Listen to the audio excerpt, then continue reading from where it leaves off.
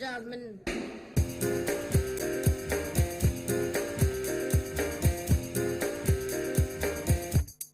La température tous les matins avec vous d'ailleurs. Comment vous la trouvez la presse ce matin? Elle Eh est bien, comment? Chaud bouillante, fraîche, elle est quoi? Elle est très française, vous Elle allez est très voir. française. Oui, William. Ce matin, en parcourant la presse, je me suis dit, ça sent bon. La France éternelle. Alors la France éternelle, c'est celle des handballeurs qui gagnent. Les experts sont en finale du mondial. Ça vaut bien la une de l'équipe. En préambule à l'ultime match programmé dimanche. La France éternelle, c'est aussi la France-Afrique, mais la France-Afrique du foot. Les équipes africaines font massivement appel aux entraîneurs français depuis 40 ans, et vous lirez dans le Figaro un papier truffé de bonnes petites histoires.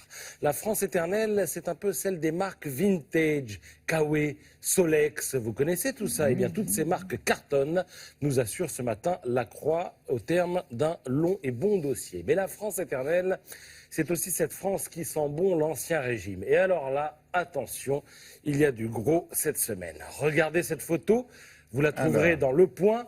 Piscine, tennis et jardin pour l'agrément. Et pour faire dodo, un joli manoir du 18e.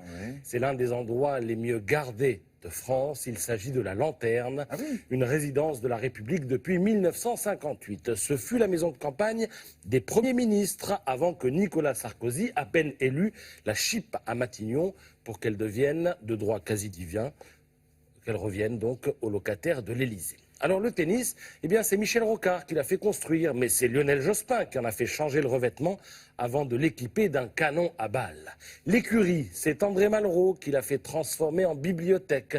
Tout ça, vous l'apprendrez en lisant Le Point, qui publie quelques extraits d'un livre qui vient de sortir aux éditions Grasset. Ça s'intitule La garçonnière de la République et c'est signé Émilie Lanèse, notre consoeur du Point. Comme il est écrit dans le magazine, on pousse des O et des A en le lisant et pour cause, ça fourmille d'anecdotes plus savoureuses les unes que les autres. Alors la cheminée, eh bien c'est le couple Fabius qui l'a fait refaire.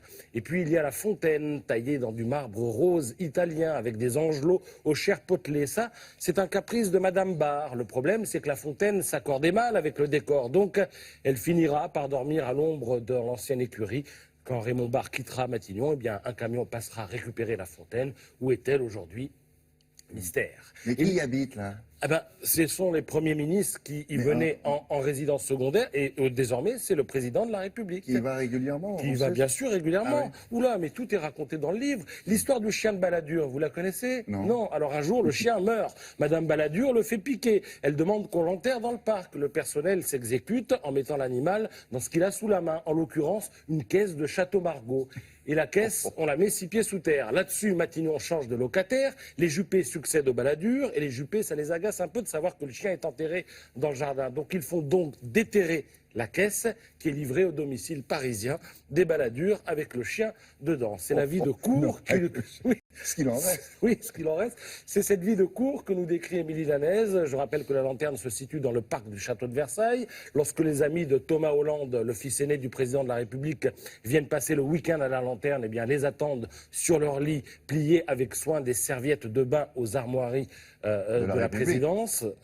Puis, il y a cette scène surréaliste qui concerne le couple Sarkozy. Ça se passe au début du quinquennat. Cécilia revient juste de Libye où elle vient de négocier la libération des infirmières bulgares. Elle dîne avec Nicolas Sarkozy à la Lanterne. Son téléphone vibre une fois. Elle répond pas 2 fois. Elle répond pas 3 fois. Elle répond pas. Et à la 4e fois, elle décroche. Et là, une voix tonitruante. Cécilia, lisez avec moi, hein, William. Cécilia, I want you, I love you. Cécilia, my dear, come back. Where are you? I want you. C'est le colonel Kadhafi qui appelle.